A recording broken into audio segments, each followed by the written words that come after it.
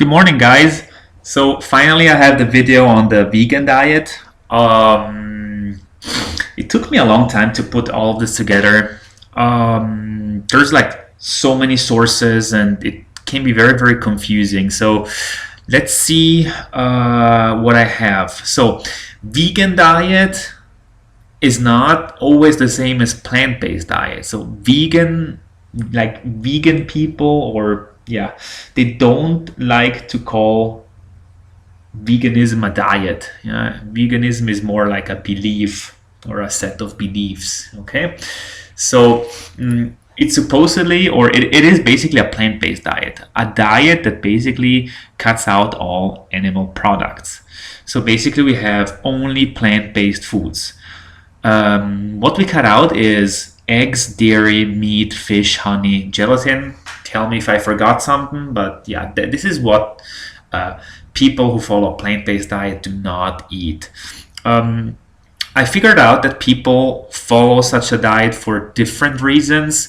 We have, first of all, like the health conscious people who have read the newest studies that we're eating too many animal products and they're unhealthy and cause all sorts of diseases and so on. Okay, and then we have the people who follow the vegan diet. Let's call it vegan diet for this video. Okay, who do it for ethical reasons or both. Okay, so ethical reasons is people don't want animals to be killed for whatever reason, or don't want to be used for the production of milk and eggs and whatever. Okay, so especially in the vegetarians and vegans have been existing for a long time in across cultures and so on. In the past years, those diet have become a little more of a focused approach, probably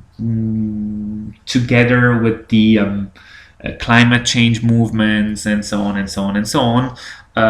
Many doctors and many influencers or vegan influencers found a fertile ground to basically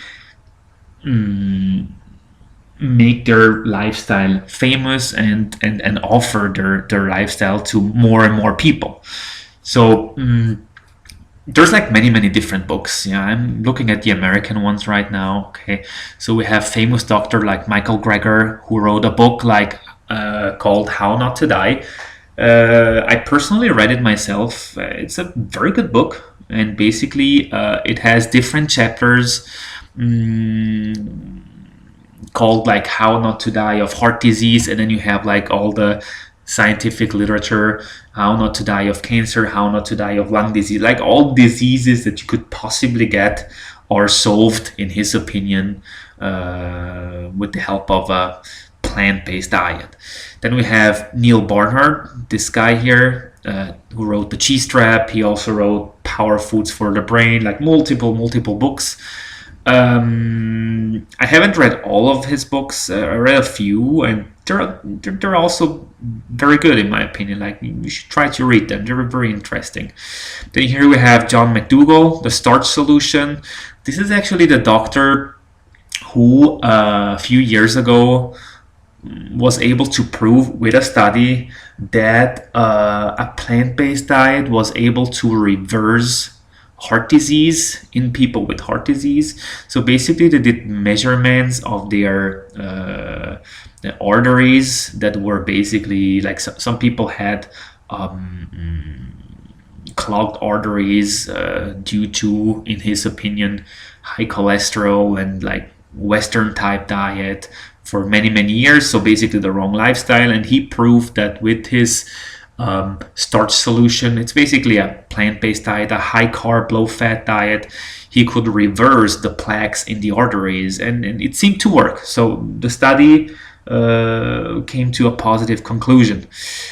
Then we have Dr. Clapper, Michael Clapper. Haven't read any book of Michael Clapper, but he's also very famous, and you also see him and the other doctors here talking in the documentaries that you can see on Netflix. like Game Changers or Cowspiracy or What the Health and so on. You see these doctors. Then you have Dean Ornish. He basically wrote the book Reversing Heart Disease, and he basically shows you how a vegan diet can save you from getting such disease. And he basically combines diet, he combines physical activity, and he combines meditation to lower stress. And all of this should be a winning combination for you to not to get heart disease. And then we have Dr. Fuhrman. He's also a vegan doctor, even if he's kind of different in his program. So basically, he's plant-based, first of all. But in the first weeks or months, I can't remember, in his book Eat to Live, he describes that we shouldn't even consume grains. So basically, his diet, the so-called nutritarian diet, is basically made of veggies and fruits and nuts and seeds and beans mostly. So different approaches or similar approaches, if you want, at the same time for eating a vegan diet or a plant-based diet. So when it comes to macronutrient ratio, we have different ratios. There are plant-based people who have higher fat content and medium carb, like let's say like a Mediterranean style macronutrient ratio. But if you look at the American doctors here, and there's also an English channel, I think it's called Plant-Based News. You can find it on YouTube. They all propose the 80-10-10 ratio, so 80% carbohydrates, 10% fat, and 10% protein. These doctors basically see fat as the culprit. Fat clogs arteries, fat causes whatever diseases. Okay, so it's a different approach if you compare it to the ketogenic diet, or if you compare it to the zone diet that I described a few weeks ago. So if you look at the studies, there's lots. Okay, all of these studies here, there's many more. But overall, we can say that the studies prove that plant-based diet can be healthy. Okay, so it aids weight loss. So people who follow the plant-based diet lost weight, which is a good thing if people are overweight. And we have all sorts of metabolic improvements. Remember metabolic improvements? We talked about this in the ketogenic diet video. The HbA1c is basically a glucose parameter that measures how your body coped with glucose in the past 3 months. So if it's too high, I think higher than 6, then you are either diabetic or pre-diabetic. If it's under 5.5, it probably should be around 5 or lower. You are a perfectly healthy person with, a healthy metabolic profile. Plant-based diets lower total cholesterol. These doctors basically describe that if you don't eat cholesterol, we will have less cholesterol in our bodies. So at the same time, we have low LDL cholesterol, which is overall the bad cholesterol.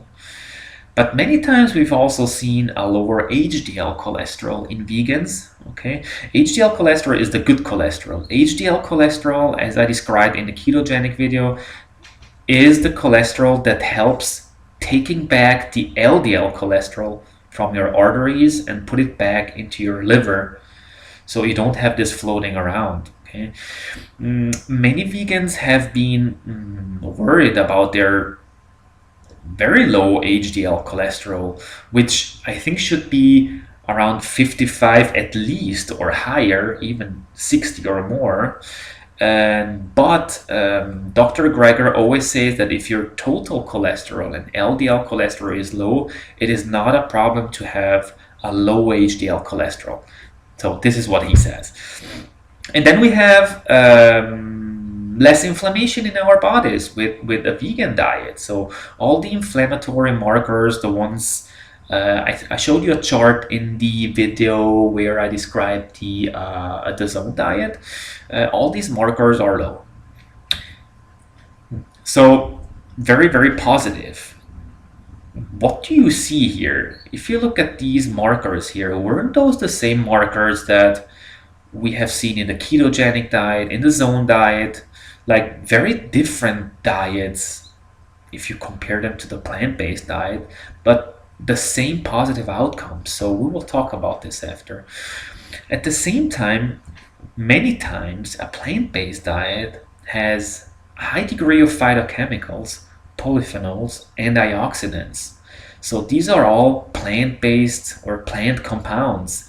We're talking about antioxidants, vitamin, and like compounds that are healthy for your body, for your cells, and they keep you healthy. They keep you healthy, and they will not make you get cancers and so on and so on. It's not a 100% guarantee, but those are basically compounds that we naturally find in plants, and the plants use them to defend themselves. And we can eat them to defend ourselves. At the same time, by not eating animal products, we don't have any toxins from any animal. So keep in mind that cows and other animals we eat, they eat stuff and they collect toxins that they will store in their body. And by eating them, we will also eat them. So less toxins. And then we have microbiome changes, okay, the gut basically, okay. So it seems that with this diet, high fiber diet, we can feed our microbes in our gut, which is a good thing, because if we have a diverse microbiome with different microbes, yeah, Darmflora we call it in German, okay, we can basically have a guarantee, or we have a stronger immune system. Okay, so we have seen, for example, in studies that meat eaters have a certain type of microbiome, while vegetarians have a different type. And it seems that the only meat-eating people do not have a good one, and it does not help us in staying away from diseases. So it's really complicated. It would take me half an hour to explain this. But overall, what do I want to say? The whole thing is, I mean, it is not a lie. So the only thing that, so I'm not, so what I want to say, I'm not supposed to give you like a personal critical analysis and so on. So I will give you the data, but I will also tell you my opinion. And when I tell you my opinion, I will tell you because I feel that you should find your own way. But I feel that this is, like many other diets, the typical one solution for every problem. Okay, so follow this diet and every disease will go away. The same happens in the paleo diet. The same happens in the ketogenic diet. Yeah, I felt like this before, and now I feel a lot better. Yeah, and this is the way they sell it. So many times it is not scientifically reliable. Yeah, and I'm going to explain you why. Okay, but what I feel is that a vegan diet can work pretty well overall, but it needs to be planned. Okay, so however, it depends on your health. So if you have problems with your gut, you have Crohn's disease, or you have, I don't know, autoimmune diseases, it might not be the diet for you. So this is what I can say. It can work for some, but it does not work for other people. So let's scroll down here. Potential deficiencies, okay? So if you follow a vegan diet, you will certainly not be deficient in all of this. Yeah, this is everything I found in the scientific literature. I put this together from different articles. It is not that a vegan person or a person following a plant-based diet will be deficient in all of this, but it can be, this person can be potentially deficient. So by talking to some vegans, I know people who have been following the vegan diet for 10 or 15 or 20 years. Yeah, some people could do it for more than 2 years, others have no problems. And so it really, really depends on the person, and it depends on the diet, because a plant-based diet can mean everything and nothing. So just not eating animal products could also mean I live on, I don't know, cookies and bread and I don't know, Mountain Dew and Coca-Cola. It can be a perfectly unhealthy diet. So being vegan in terms of diet and health doesn't mean anything. Okay, and the problem that we encounter is that the people following a healthy vegan or plant-based diet always say, well, the Western diet, and so on. Well, what does that mean? Okay, a person can eat a healthy Mediterranean diet or an unhealthy, let's call it Mediterranean diet, but then it's not a Mediterranean diet. Well, vegan is definitely more broad. We're going to talk about this. So potential deficiencies, look at this. Okay, so I've talked to some people I know around England, the US, and so on, just so they could talk about their own experience. And this is all they reported to me via Facebook.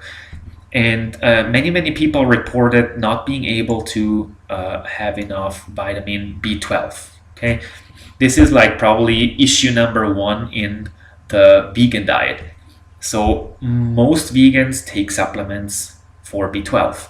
Why? Because B12 is present only in animal products. However, also Dr. Greger, and many other vegan doctors, they basically explain, and it is true, that in the past B12 was also present in plants, especially mushrooms and so on, because B12 is produced by bacteria.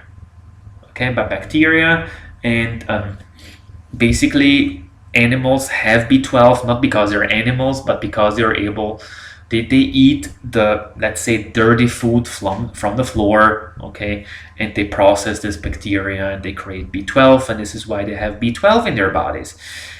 Well, we get the clean food in the supermarket, super clean. There is no nothing on that mushroom or apple. If we ate it dirty, we might be able to get B12, but I would like to have someone to prove this to me. Okay, so first of all, B12, big issue. If you don't have enough B12, keep in mind B12 is very important for your nervous system. So we had people being deficient in B12 for a long time. Yeah, it is a fat soluble vitamin. So basically you store it in your body, and when your stores are empty, your nervous system will start to degenerate. So you might have trouble walking, you might even lose the ability to walk, and whatever kind of problems that you don't want to encounter.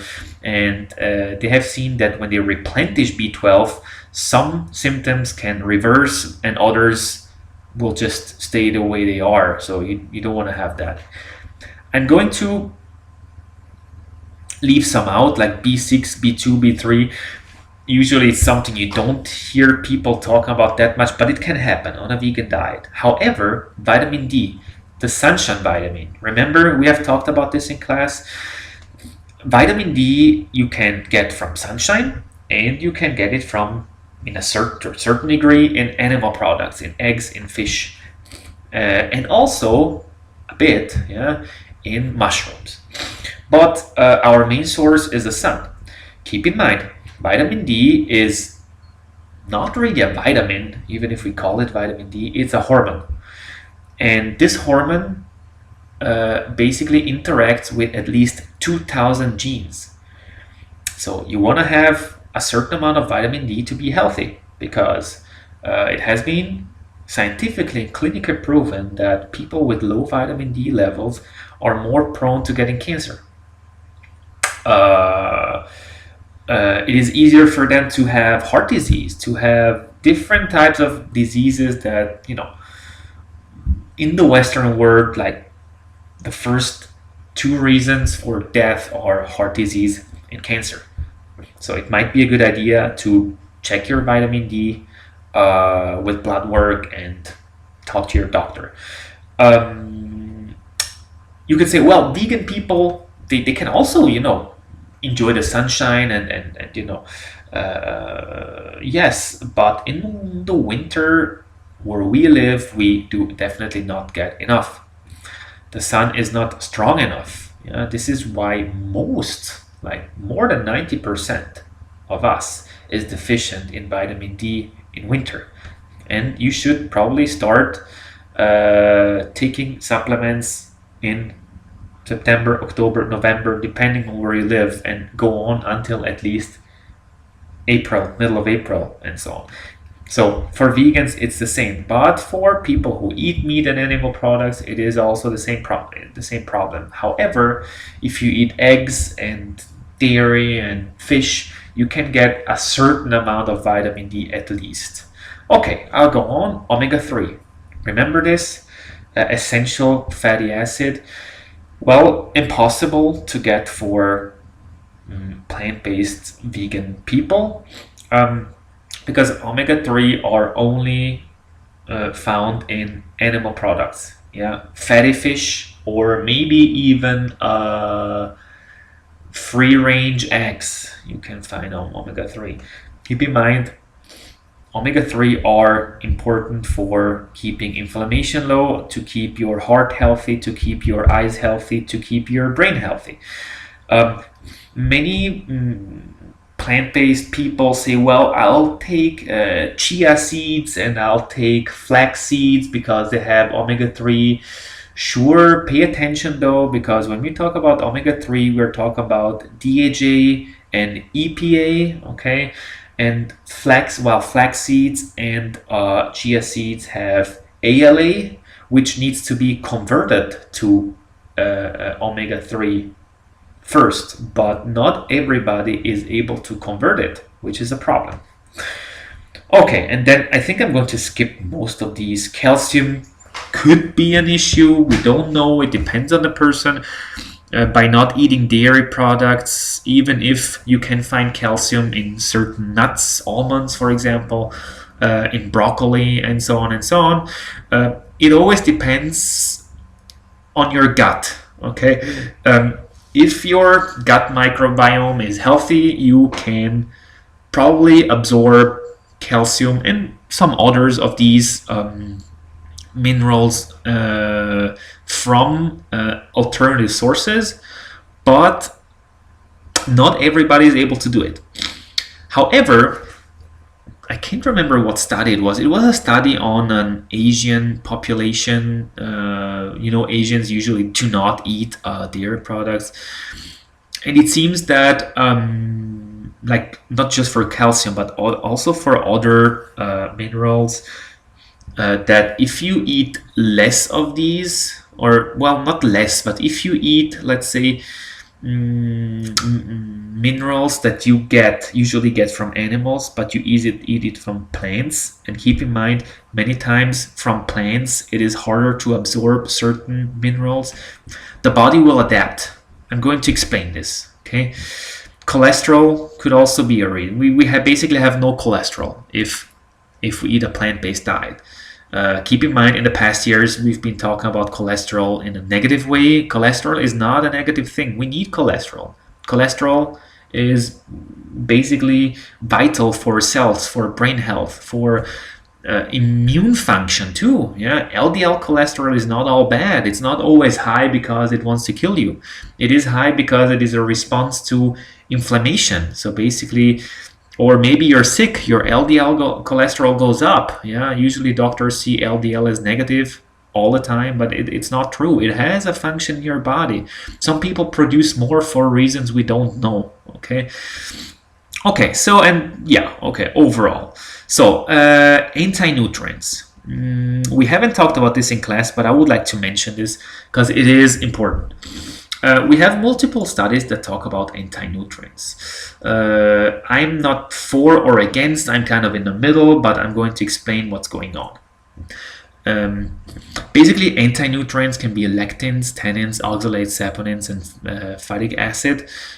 Those are compounds that we find in plant foods, and the plants use these anti-nutrients to survive in nature. So that they cannot be attacked by certain animals.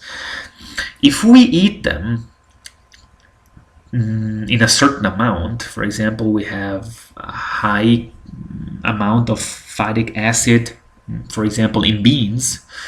And beans, for example, they contain iron. Beans contain different types of minerals, okay? And these anti-nutrients basically bind the minerals, okay? So there's a chelation, okay? It means that we are not able to absorb certain nutrients in certain plant foods because of these anti-nutrients. They make them impossible for our gut to be absorbed.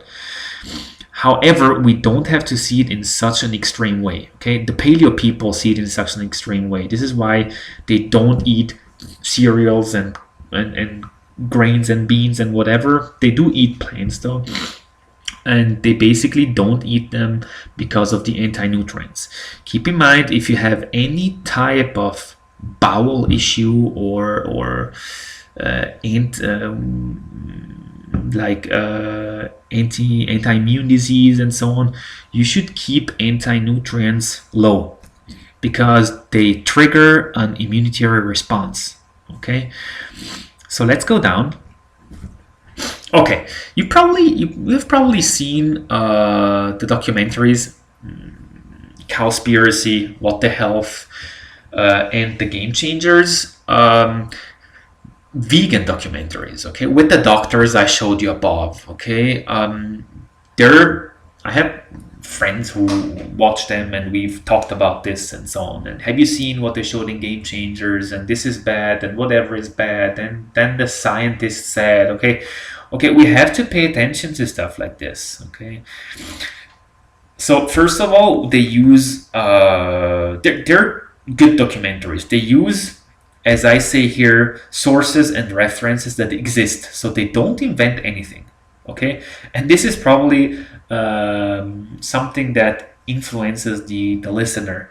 Yeah, if you can find the reviews and the sources, and you can read the articles and the journals on PubMed and whatever kind of source, you might believe this, okay. So but we need to pay attention, okay, because they don't show any counter arguments, okay. Because if I say meat is bad because this study shows it, I will find many other studies who say meat is not bad, it is healthy, it contains highly absorbable vitamins and minerals. So they basically do the so-called cherry picking. Cherry picking is something that we find a lot in scientific literature. Why?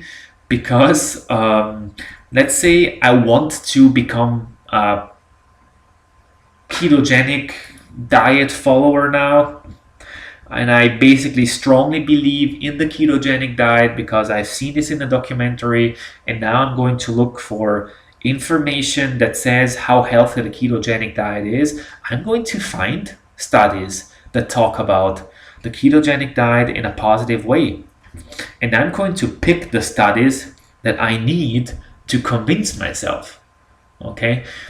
But on the other side, there's also like the same amount, if not more, of studies that say the opposite, okay. So we always need to focus on that when watching a documentary like this, okay. So we basically have no counter arguments and only one perspective. As I said, like one solution for every problem. And they usually, if we talk about plant-based diet where we do not eat any animal products, yeah, here we usually have like dairy, we have eggs, yeah, you have seen the eggs, that cooking eggs is the same as cooking cigarettes in the pan, okay. And they take meat and fish and whatever, okay, because it's polluted and whatever. If like I mean, we also have completely polluted plant products. So what are we talking about here? Okay, but they usually connect this food, the animal food, with cancer, heart attack, inflammation, and so on. So we have this negative aspect and outcome whenever we eat animal products. It doesn't mean how much we eat of it, it will kill us, it will destroy our health, and so on. So it is a problem. And then we have only vegan doctors talking in this documentary. So there's no scientific debate. Yeah, because all think the same way. It would be like going to any type of political group where everybody has the same ideology. Yeah, you hear nothing else. Yeah, indoctrination. Okay. Still, I'm not saying that a plant-based diet is bad. Okay. I'm just saying that there's like more than just that, and there's more ways than just a plant-based diet.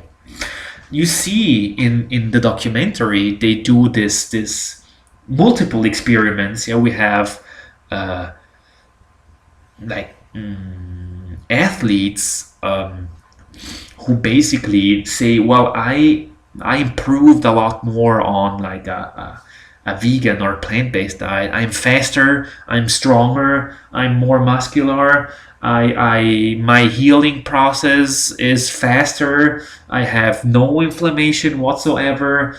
Um, like all of this, and then we see the experiment, like three athletes doing blood work, one after eating plant foods, the other after eating meat, and the guy eating meat has such a thick blood that it seems that it's going to clog his arteries within 5 seconds and his heart is going to explode. Okay,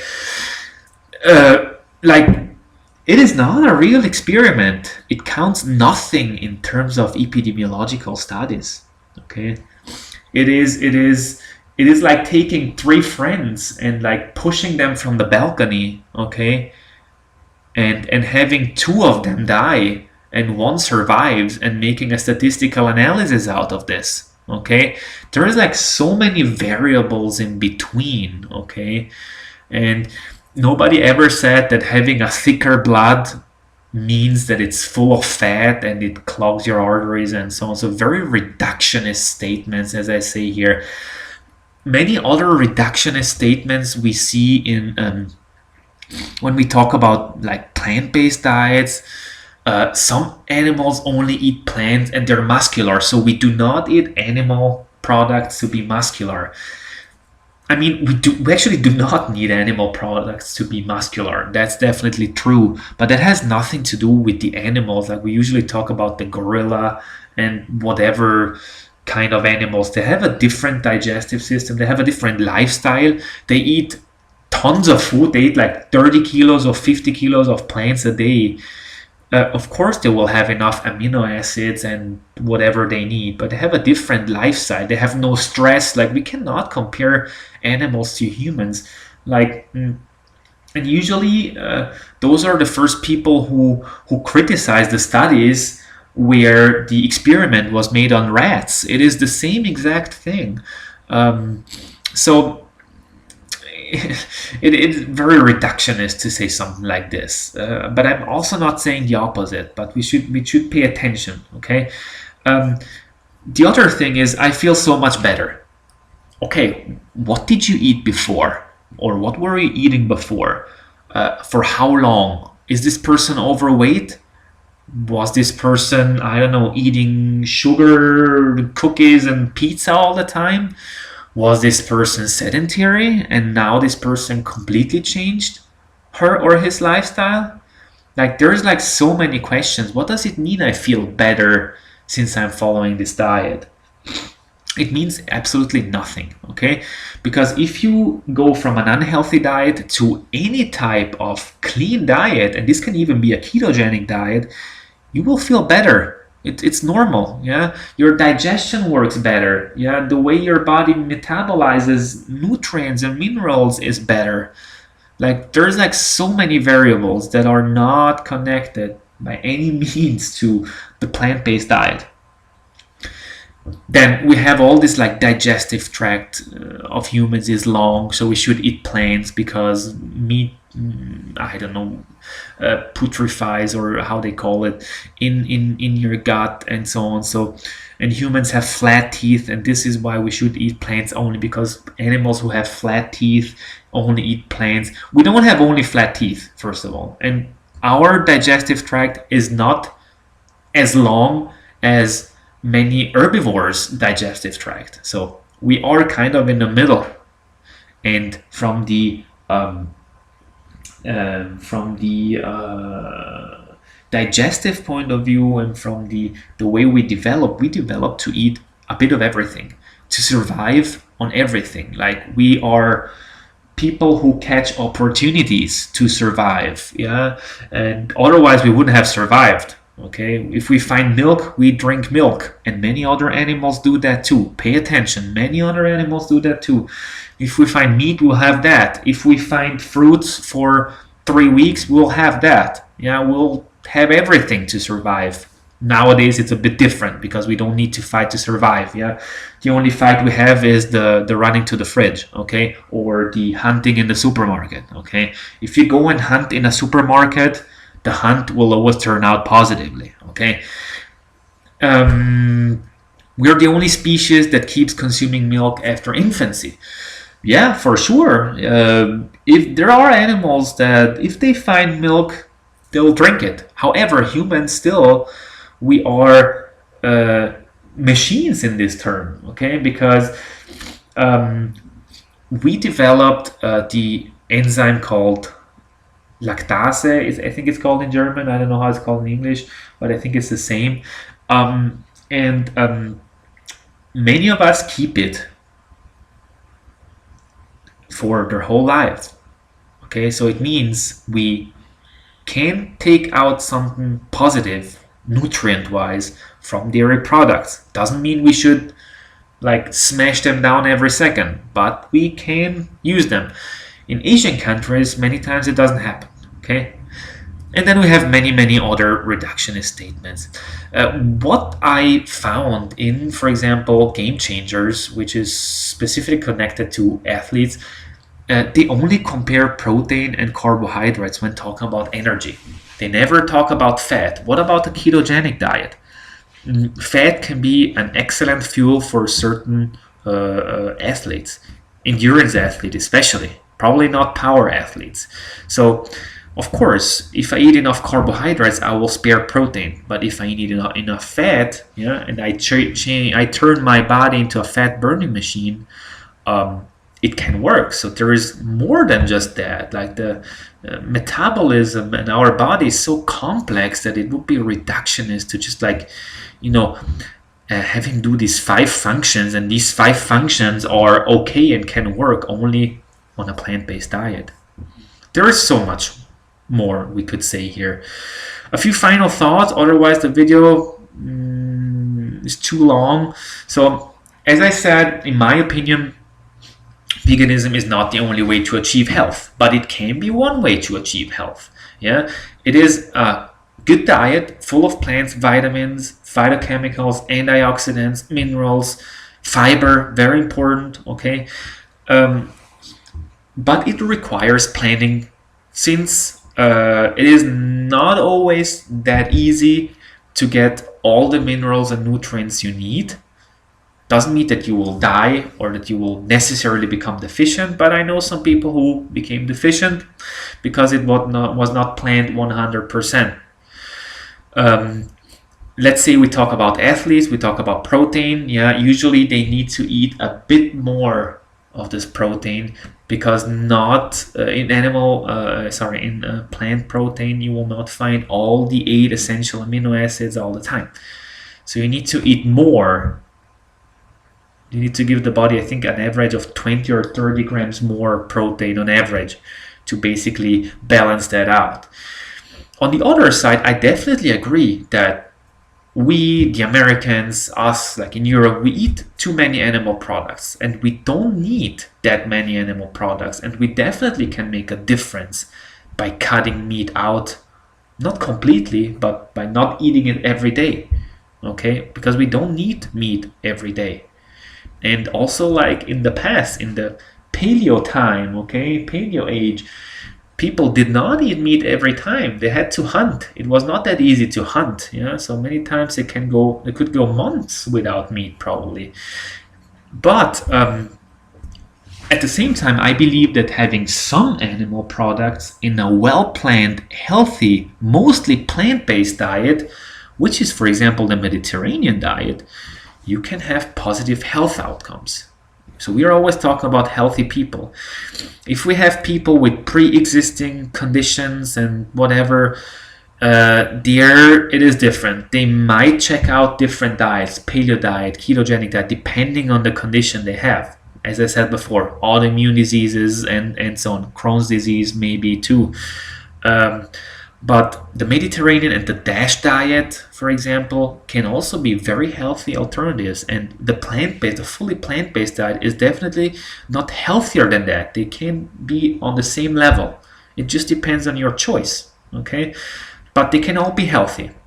The only thing is the vegan diet needs to be planned a little more because we could encounter some deficiencies.